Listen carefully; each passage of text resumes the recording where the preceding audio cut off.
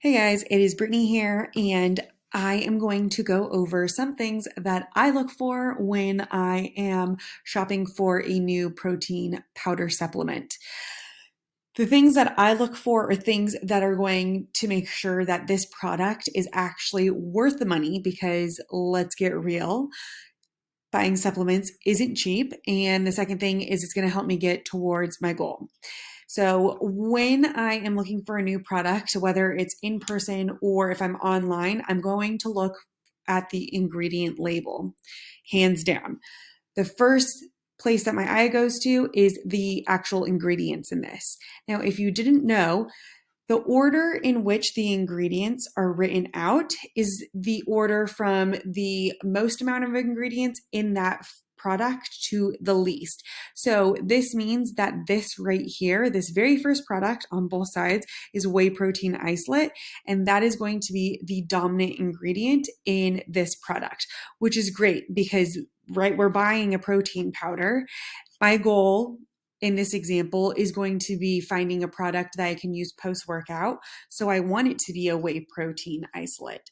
The next thing in this, or when I'm comparing this side by side, I like that this one here is truly grass fed. This one doesn't specify that, which probably means that it is not grass fed. So this gets extra bounty points, but I do like that both of them, that the first ingredient is a whey protein isolate. Now let's go back over to this side over here. Now, not only do we see that this one is a whey protein isolate, but it also is a whey protein concentrate, and it also has some casein in it. Or casein. So it has multiple types of protein in it, which means that even though this has 30 grams of protein, which is great, only part of it is doing what I want it to do. The goal is that this protein is used post workout and it should be absorbed by my body as quickly as possible. But these other types are slower digesting and breaking down protein products. So not all of it, not all 30 grams is what I want it to do. Only part of this, which is a minus point. It's a thumbs down for me on this part. Okay.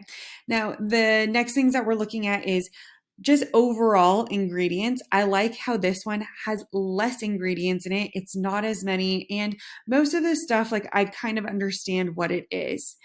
Over here, some of it I don't understand what it is. Some of it is straight up like this is going to be straight up sugar.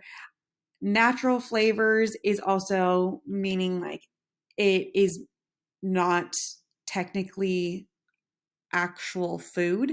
It is still man-made and they're just trying to make it sound good. So looking at these two things, I definitely like this ingredient label better. Now, the next thing that I'm going to look at is I'm going to look at the macro breakdown of everything. So as mentioned before, for protein, I ideally want this to be 25 grams, give or take on this. So this right here is great. We already said this is 30 grams, but it also is 30 grams of multiple types of protein. So I give this one the win over here. The other thing that we're looking at is carbs. We want to make sure that the carbs are low. If you're someone that needs carbs post-workout or during your workout or pre-workout, then you can add those carbs on your own. But ideally, your protein powder product shouldn't have a lot of carbs in it, which both of these have low amount of carbs, which is great. The last thing that I'm looking at is fats, and then we want to make sure that the fats are low. This one right here is 1 gram. I'm not quite sure why there isn't any like fat showing here on this, but I'm assuming that it is also low as well.